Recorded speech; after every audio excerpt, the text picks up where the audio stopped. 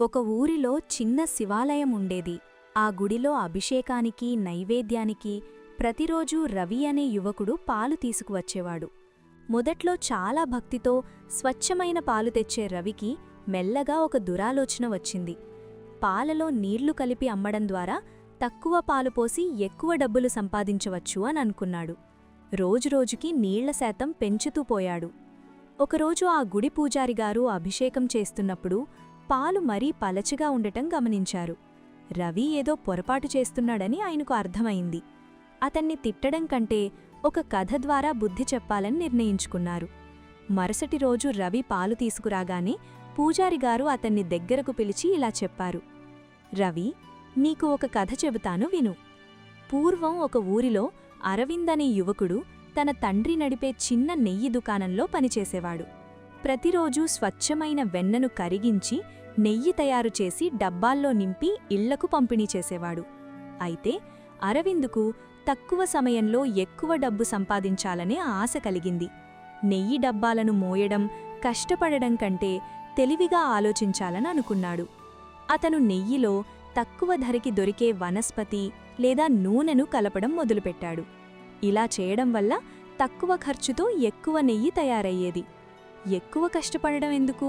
ఇలా చేస్తేనే త్వరగా ధనవంతుణ్ణి కావచ్చు అని తనని తాను నమ్మించుకున్నాడు. అతని తండ్రి కొడుకుని పూర్తిగా నమ్మి నెయ్యి నాణ్యతను ఎప్పుడూ అనుమానించలేదు. ఒకసారి ఆ ఊరిలో పెద్ద పండుగ వచ్చింది. ఊరి పెద్ద ఒక పోటీ ప్రకటించారు.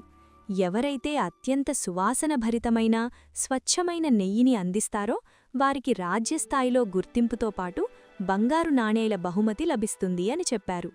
అరవింద్ ఆ బంగారు నాణేలతో పెద్ద షాపు పెట్టాలని కలలు కన్నాడు. కాని ఆ పోటీ కోసం కూడా అతను కల్తీ చేయడం ఆపలేదు.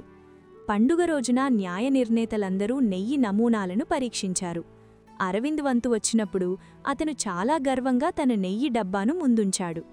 కాని ఒక అనుభవజ్ఞుడైన నిర్ణేత ఆ నెయ్యిని వాసన చూసి వేడిచేసి పరీక్షించగానే ముఖం చిట్లించాడు.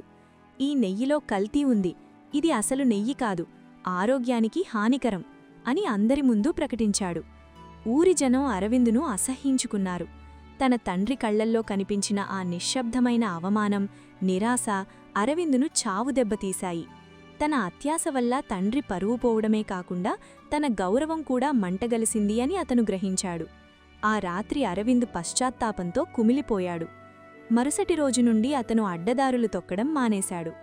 ఎంత కష్టమైనా సరే పూర్తి స్వచ్ఛమైన నెయ్యిని మాత్రమే అమ్మడం మొదలుపెట్టాడు. మొదట్లో ఎవరూ నమ్మకపోయినా అతని నిజాయితీని చూసి కాలక్రమేణా ప్రజలు మళ్లీ అతని దగ్గరకు రావడం మొదలుపెట్టారు. చివరకు అతను కోల్పోయిన నమ్మకాన్ని, గౌరవాన్ని తిరిగి సంపాదించుకున్నాడు. కథ పూర్తయ్యాక పూజారిగారు రవితో ఇలా అన్నారు. చూడు రవి, ఆ నెయ్యి వ్యాపారి ఆశకుపోయి అందరి ముందు అవమానపడ్డాడు. మనుషులను మోసం చేయొచ్చేమో, కాని నీ మనస్సాక్షిని మోసం చేయలేవు.